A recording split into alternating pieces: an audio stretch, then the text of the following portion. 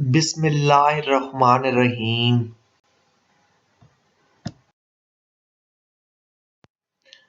अस्सलामुअलैकुम।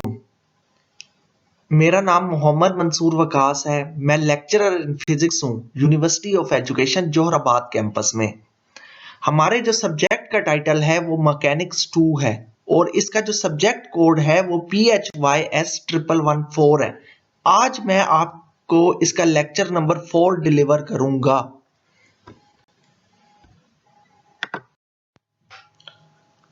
आज के टॉपिक्स पे आने से पहले मैं आपके साथ प्रीवियस लेक्चर के टॉपिक थोड़े से डिस्कस करना चाह रहा हूँ। प्रीवियस लेक्चर में हमने सबसे पहले इक्वेशन ऑफ मोशन पढ़ी थी कांस्टेंट एंगुलर एक्सेलरेशंस के साथ। उसमें हमने दो इक्वेशंस को ड्राइव किया था।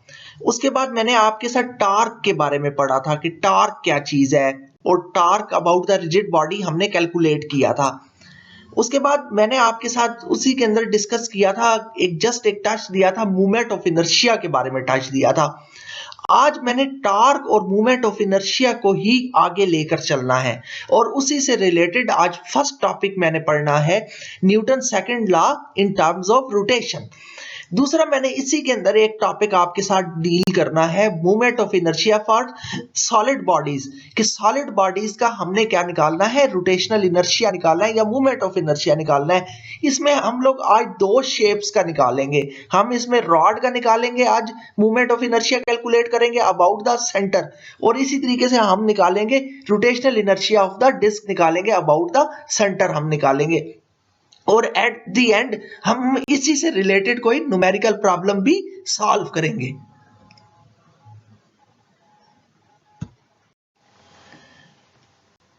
हमारा फर्स्ट टॉपिक है Newton second law in term of rotation. देखिए, हम बात करते हैं न्यूटन सेकंड लॉ की। अगर हम ट्रांसलेशनल मोशन की बात करें, ठीक है ना, या एक वन डायमेंशनल मोशन या एक्सिस के एक लीनियर मोशन की बात करें, उसमें हम न्यूटन सेकंड लॉ को कैसे एक्सप्लेन करते हैं। हम कहते ये हैं कि अगर कोई बॉडी है जो रेस्ट में है या यूनिफॉर्म मोशन में है, तो अगर हम बॉडी के ऊपर एक अप्लाइड फोर्स करें, एक एक्सटर्नल फोर्स अप्लाई करें, तो हम देखेंगे कि बॉडी क्या कर रही है, एक्सेलरेट करेगी। बॉडी क्या एक्सेलरेट करेगी, उसी डायरेक्शन में वो एक्सेलरेट करेगी जिस डायरेक्शन में उसके ऊपर फोर्स लगाई गई है। ये जो बॉडी के ऊपर फोर्स लगेगी और बॉडी एक्सेलरेट करेगी, इसी को हम लोग क्या कहते हैं, न्यूटन सेकंड लॉ कहते हैं। इसको हम आमतौर पे F = ma के नाम से लिखते हैं और हम इसको जनरली ये कहते हैं कि force is directly proportional to the acceleration of the body. तो हम इसको क्या कहते हैं, न्यूटन सेकंड लॉ की बात करते हैं। आज हमारा मकसद जो है वो मकसद ये है कि हम न्यूटन का second law in terms of rotation की फॉर्म में लिखें कि रोटेशन की फॉर्म में न्यूटन सेकंड लॉ को हम किस तरीके से लिख सकते हैं। तो उसके लिए मैंने आपको स्क्रीन पे नजर आ रहा है कि मैंने एक रिजिड बॉडी ली है, एक रिजिड बॉडी ली है जिसमें वो दो मैसेस के ऊपर कंसीडर कर रही है।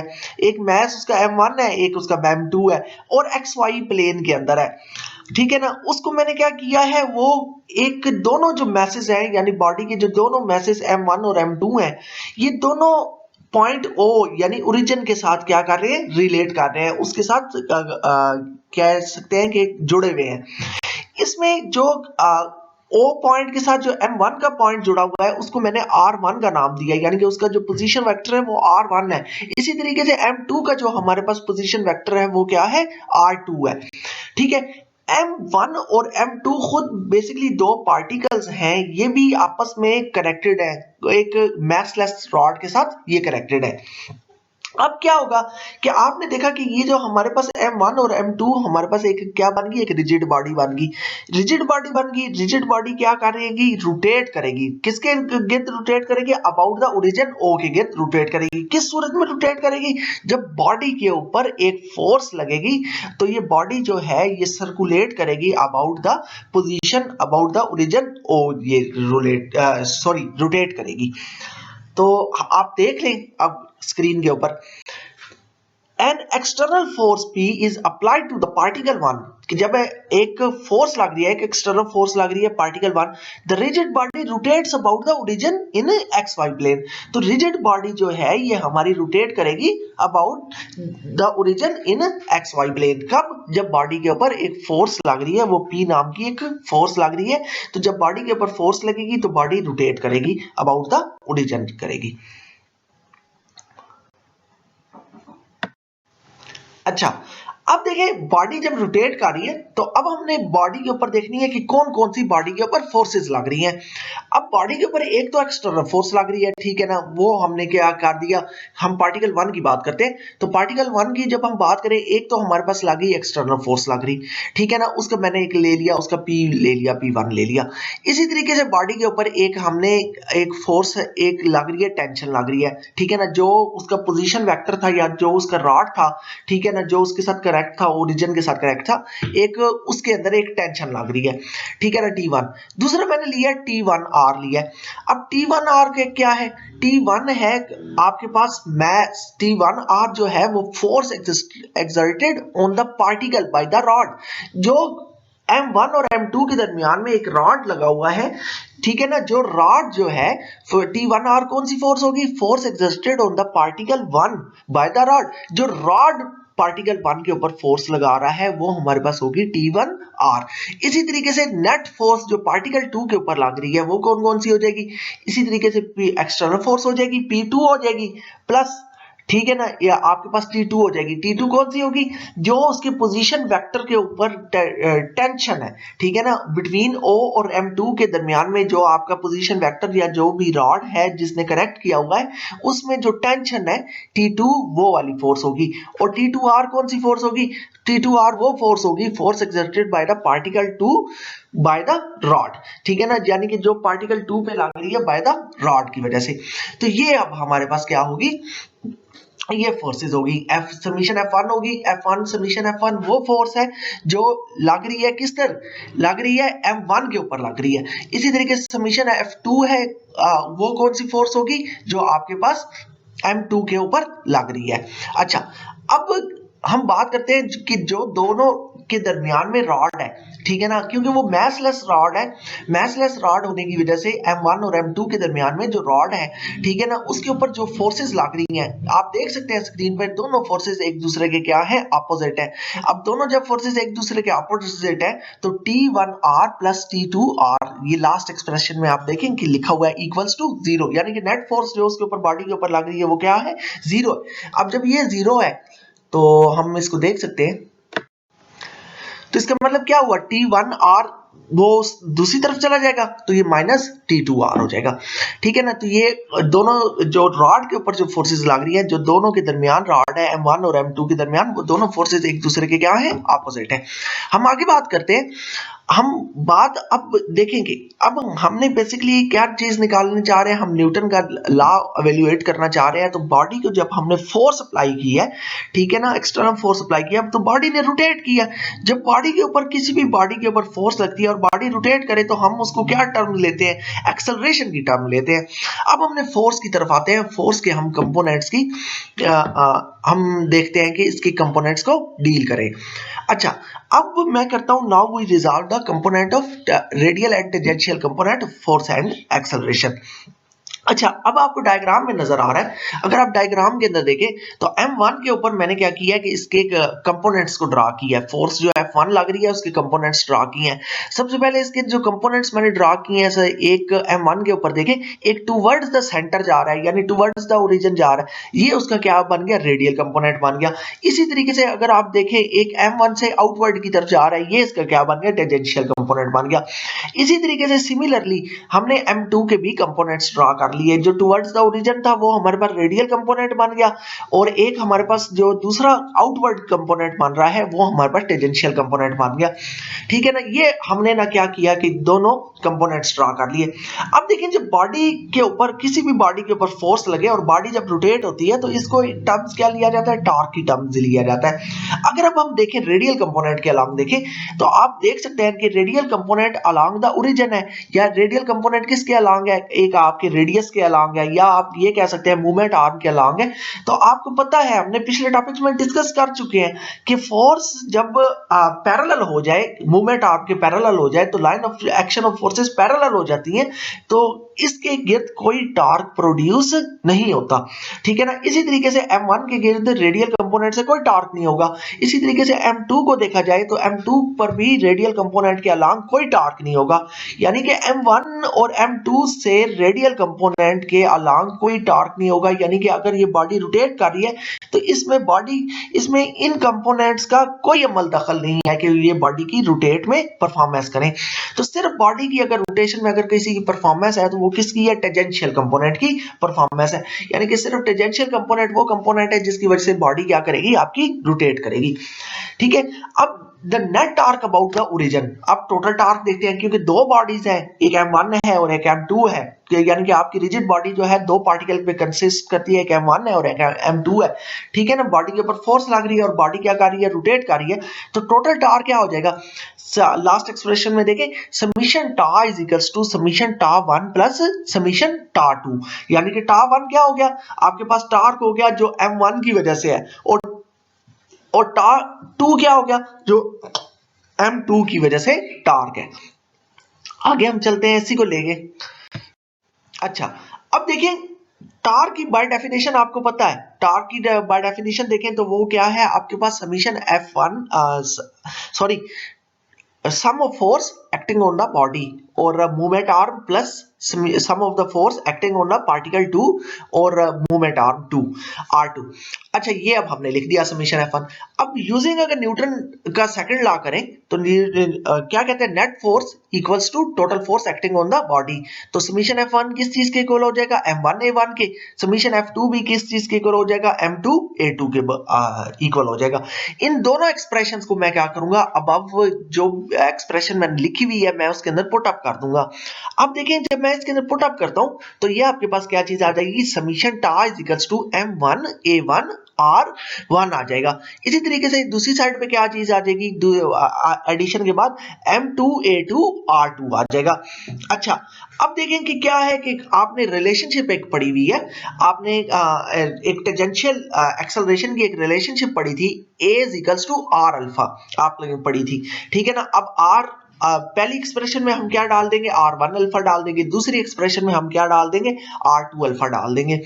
अब देखें यहां पर देखें कि मैंने अल्फा की जो टर्म है वो मैंने सेम ली हुई है दोनों बॉडीज के लिए, ठीक है ना।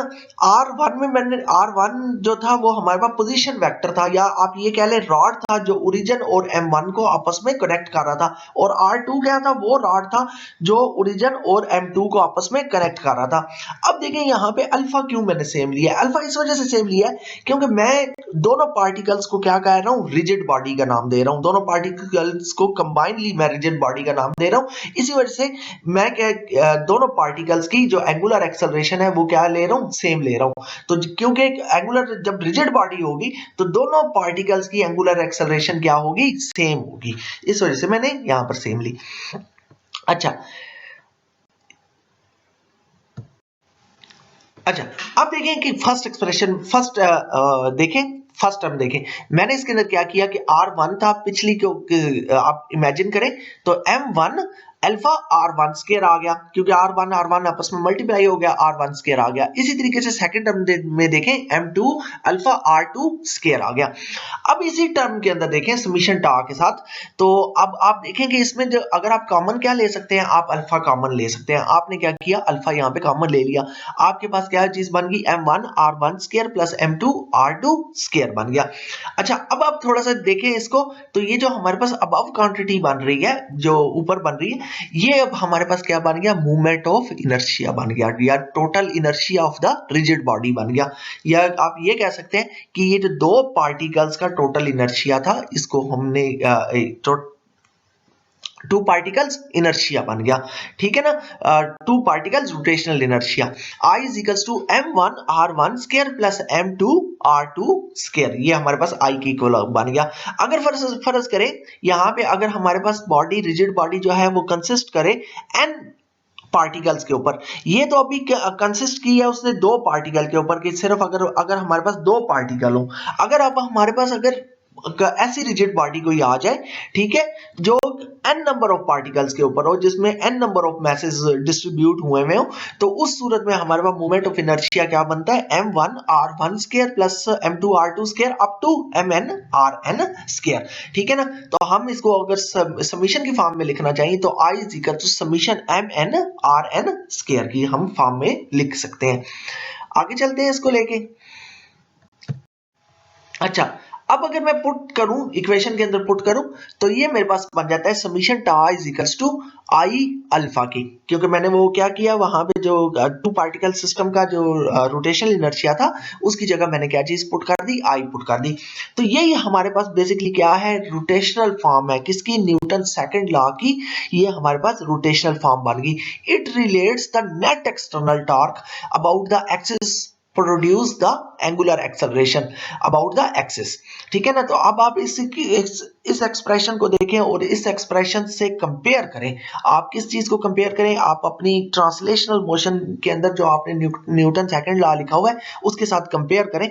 तो उसमें आप देखेंगे, फर्स्ट में देखें, उस जब आप लेफ्ट साइड पे देखेंगे तो उस एक्सप्रेशन में फोर्स आ रही है कि बॉडी के ऊपर एक फोर्स लग रही है। यहाँ पे बॉडी, क्योंकि बॉडी जो है वो रोटेट कर रही है अबाउट द फिक्स एक्सिस, तो बॉडी के ऊपर जब फोर्स लगेगी फिक्स्ड एक्सिस तो वो क्या चीज बन जाएगी, टॉर्क बन जाएगी। तो यहाँ पे, वहां पे फोर्स था लेफ्ट साइड पे, यहाँ पे लेफ्ट साइड पे क्या हो गया, sum of the torque, the total torque acting on the body, ठीक है। उसके बाद राइट साइड के ऊपर जाएं, वहां पे सिंपल एक्सेलरेशन थी कि जब बॉडी के ऊपर फोर्स लग रही है तो एक्सेलरेशन प्रोड्यूस हो रही है। यहाँ पे क्या है, जब बॉडी के ऊपर टॉर्क लग रहा है तो क्या चीज प्रोड्यूस हो रही है, एंगुलर एक्सेलरेशन प्रोड्यूस हो रही है। यहाँ पर वहां पर देखिए सिंपल एक्सेलरेशन थी, यहाँ पे क्या चीज है, एंगुलर एक्सेलरेशन अल्फा आ गया। वहां पे तीसरी क्वांटिटी हमने यूज की है, मास की क्वांटिटी यूज की है। वहां पे हमने कहा था ट्रांसलेशनल मोशन में कि मास होता है एम होगा हमारे पास। अब क्योंकि यहाँ पर भी क्या है, डिस्ट्रीब्यूशन ऑफ द मास है, पार्टिकल्स हैं, ठीक है, लेकिन वो जो वही पार्टिकल जो हैं वो रोटेट कर रहे हैं अबाउट द फिक्स्ड एक्सिस। तो जब पार्टिकल्स रोटेट करेंगे अबाउट द फिक्स्ड एक्सिस तो वो हमारे पास क्या कहलाता है, रोटेशनल इनर्शिया कहलाता है। तो वहां पे एक सिंपल मास हमने लिया है, यहाँ पे हम लोगों ने क्या लिया हुआ है, रोटेशनल इनर्शिया लिया हुआ है, आई का नाम लिया हुआ है। तो दोनों में ये डिफरेंस है। बस टोटल ये आप कह सकते हैं, जनरली आप ये कह सकते हैं कि ट्रांसलेशन मोशन में क्या है, जब फोर्स किसी बॉडी के ऊपर लग रही है तो एक्सेलरेशन प्रोड्यूस हो रही है। यहाँ पे आप कह रहे हैं कि जब body about the fixed axis है तो जब बॉडी के ऊपर फोर्स लग रही है तो वो फोर्स नहीं है बल्कि बॉडी के ऊपर क्या लग रहा है, टार्क लग रहा है। तो जब टार्क लग रहा है तो बॉडी की क्या प्रोड्यूस हो रही है, एंगुलर एक्सेलरेशन प्रोड्यूस हो रही है। तो आप इस रिलेशन को ये कह सकते हैं कि ये रिलेशन हमारे पास न्यूटन सेकंड लॉ की भी इन टर्म ऑफ रोटेशन है, या ये आप इसको ये भी कह सकते हैं कि ये रिलेशन बिटवीन है टार्क और, आप ये कह सकते हैं टार्क और अल्फा के दरमियान में, या एंगुलर एक्सेलरेशन के दरमियान में।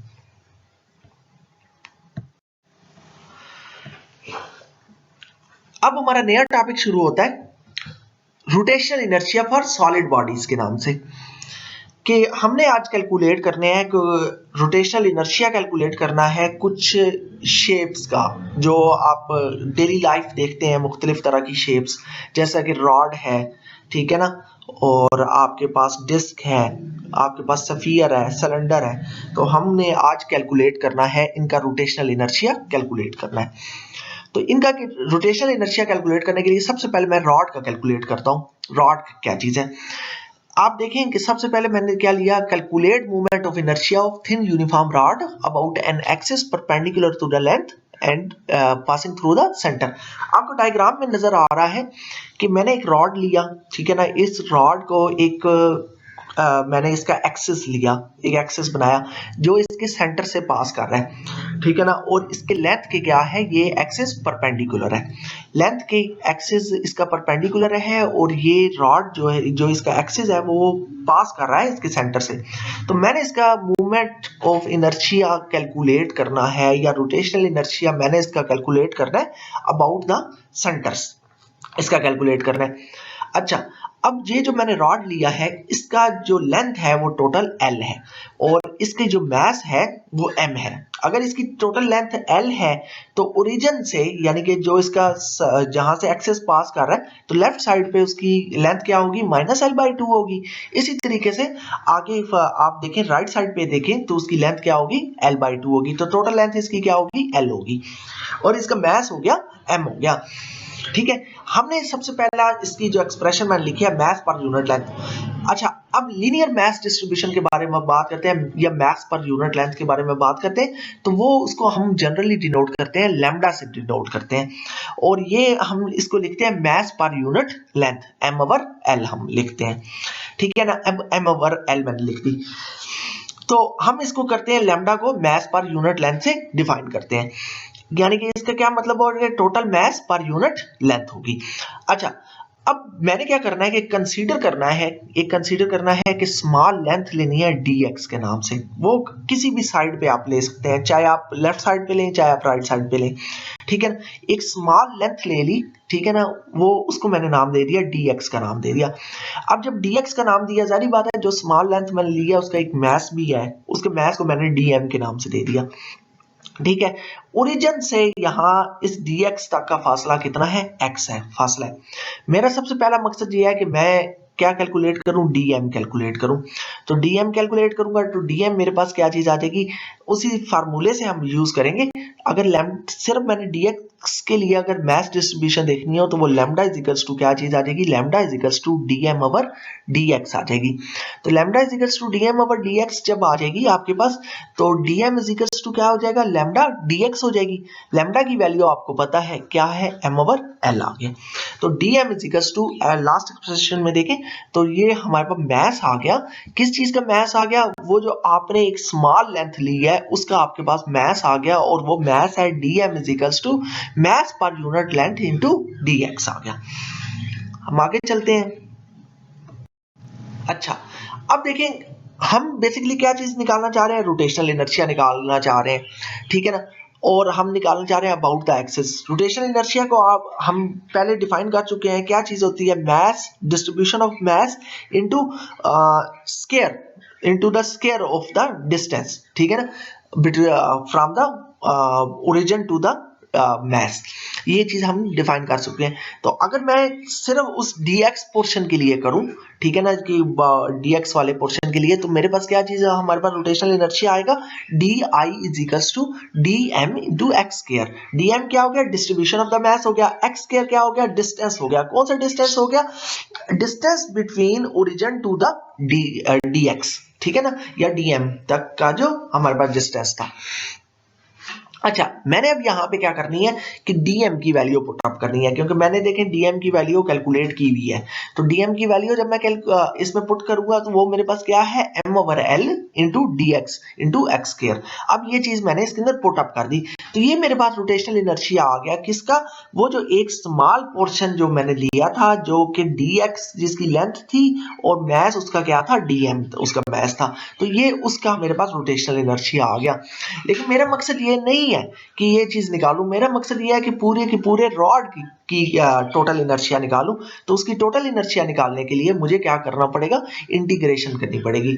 अब इंटीग्रेशन करनी पड़ेगी तो हमें लोअर लिमिट और अपर लिमिट दोनों लगानी होगी। आपने पिछली स्लाइड में डायग्राम के अंदर देखा है, ओरिजिन से एक साइड पे -l/2 थी, दूसरी साइड पे l/2 थी। जब मुझे पूरे रॉड की निकालनी है तो मुझे क्या यहाँ पे लिमिट डालनी पड़ेगी, -l/2 टू l/2।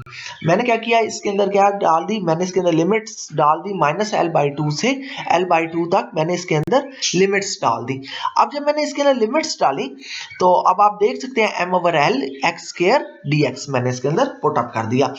अब जो कांस्टेंट टर्म्स हैं वो हम बाहर निकाल लेंगे, बाकी हम इसकी क्या कर लेंगे, इंटीग्रेशन कर लेंगे। हम नेक्स्ट जाते हैं, नेक्स्ट स्लाइड पे। अब आप देखें यहाँ पे मैंने क्या काम किया, m ओवर l को मैंने बाहर निकाल लिया। अब जब m ओवर l को मैंने बाहर निकाला, क्योंकि m ओवर l क्या चीज थी, कांस्टेंट थी, मास भी कांस्टेंट है, लेंथ भी कांस्टेंट है, -l/2 और l/2 आ गया। अब x स्क्वायर dx आ गया। अब x स्क्वायर dx की मैंने क्या करनी है, इंटीग्रेशन करनी है। अब जब मैंने x स्क्वायर dx की इंटीग्रेशन करूंगा तो आपके पास क्या चीज आ जाएगा, आपके पास पावर रूल लग जाएगा। पावर रूल की वजह से आपके पास x³ ओवर 3 आ जाएगा, और आपके पास लिमिट्स क्या लगेगी, -l/2 टू l/2 आपके पास लिमिट्स लगी। अब 3 भी कांस्टेंट है, 3 भी बाहर निकाल लें। थर्ड स्टेप में आप देखें m ओवर 3l आ गया। तो अब जब m ओवर 3l आपके पास आ गया तो आप x की जगह क्या चीज डालेंगे, l/2 का क्यूब आ जाएगा, माइनस इसी तरीके से आप क्या चीज डालेंगे, l³ ओवर आ जाएगा, आपके पास 8 आ जाएगा। ठीक है। अब आपके पास जब ये चीज आ गई तो ये माइनस और माइनस क्या चीज हो जाएगा, प्लस आ जाएगा। तो जब ये प्लस हो गया तो अब आप पुट अप करेंगे तो 8 3 जा 24 आ जाएगा। I is equals to 2ml cube over 24 L आ जाएगा आपके पास। अब जब फोर्थ एक्सप्रेशन में आप देखें तो आप L और L को कैंसिल कर देंगे तो मूवमेंट ऑफ इनर्शिया आपके पास कैलकुलेट हो जाएगा 1/12 ml स्क्वायर। ये आपके पास रॉड का मूवमेंट ऑफ इनर्शिया कैलकुलेट हो गया। इसी को लेके आप आगे चलते हैं। अच्छा, अब देखिए रॉड के मूवमेंट ऑफ इनर्शिया निकालने के बाद जो हमारा अगला अमल है वो निकालने के, अब हम देखेंगे मूवमेंट ऑफ इनर्शिया डिस्क का निकालेंगे। तो डिस्क का भी हमने ऐसे ही निकालना है कि एक जो आप कह सकते हैं कि जो आपका एक्सिस है जिसके गिर्द डिस्क आपकी रोटेट कर रही है, ठीक है, वो क्या होगी आपके पास, वो सेंटर से पास कर रहा है, एक्सिस आपका सेंटर से पास कर रहा है और डिस्क उसके गिर्द आपकी रोटेट कर रही है। ठीक है, तो सबसे पहले हमने डिस्क का देखना है कि डिस्क का रेडियस जो हमने लिया हुआ है वो कैपिटल आर लिया हुआ है और इसका मास जो डिस्क का है वो एम है, कैपिटल एम है। ठीक है ना, डिस्क जो रोटेट कर रही है वो अबाउट द सेंटर रोटेट कर रही है।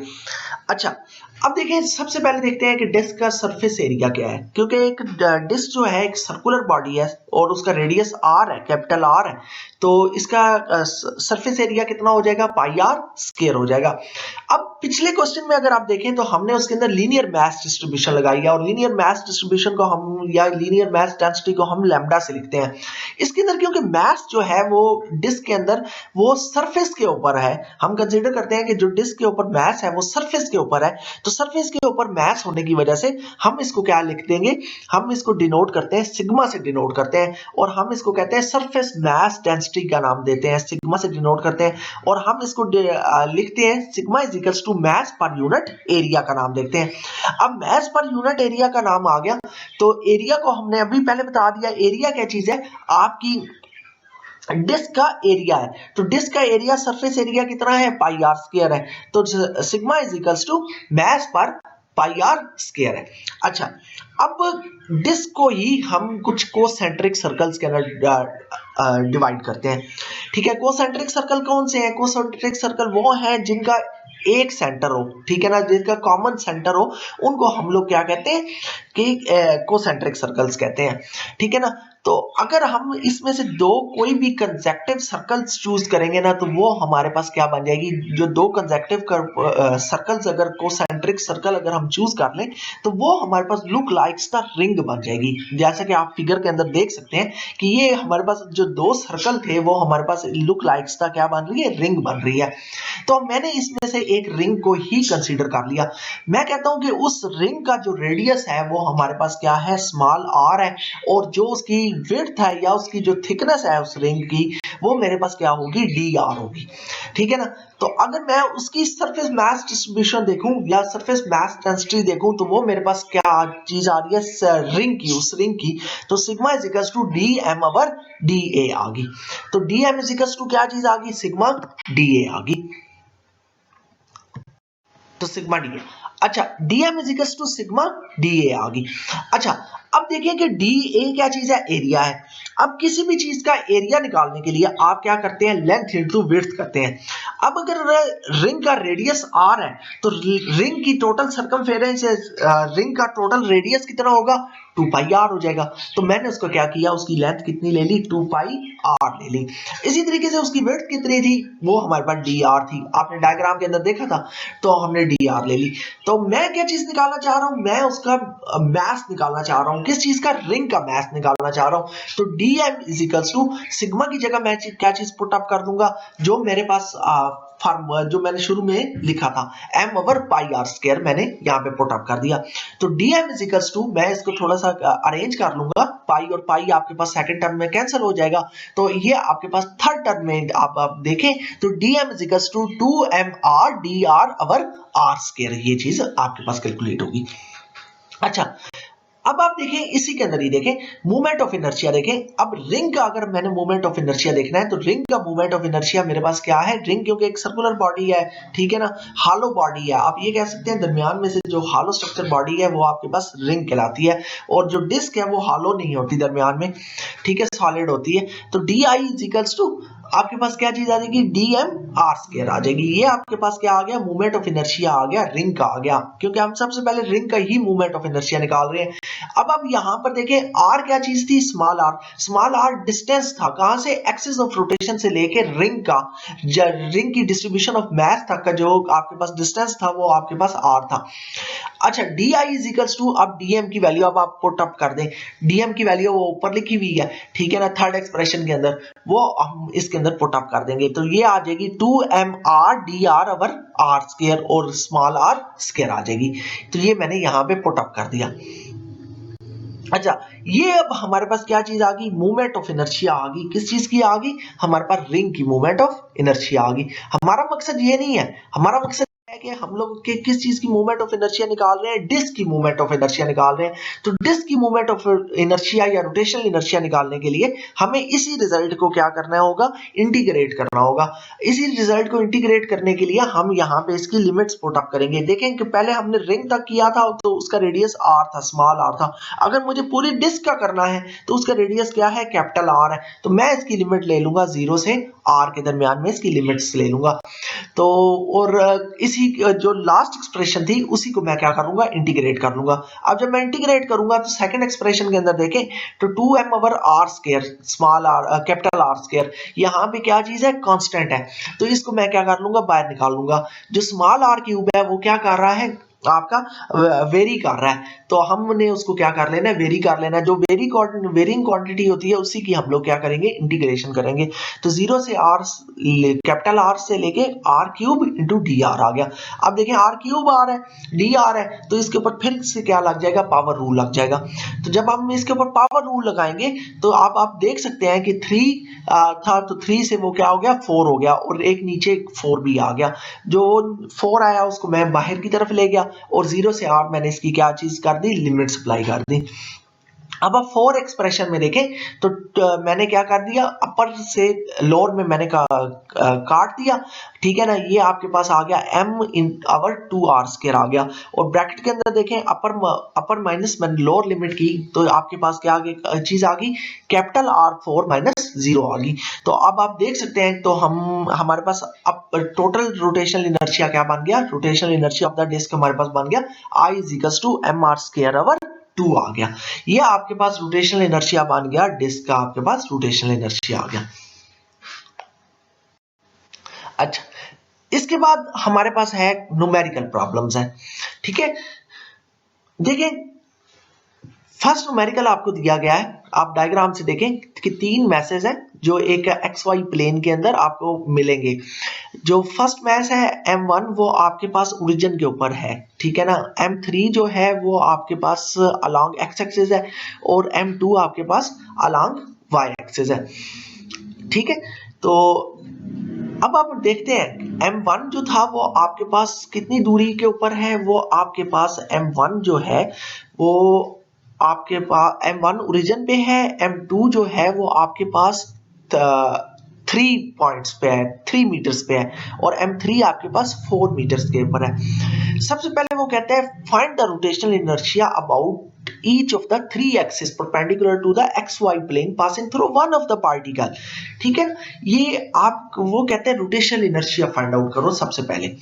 अच्छा, अब रोटेशनल इनर्शिया कहते हैं कि ईच ऑफ द एक्सिस, सबसे पहले आपने बनाना है M1 को एक्सिस बनाना है। जब आप M1 को एक्सिस बनाएंगे तो आपने रोटेशनल इनर्शिया कैलकुलेट करना है।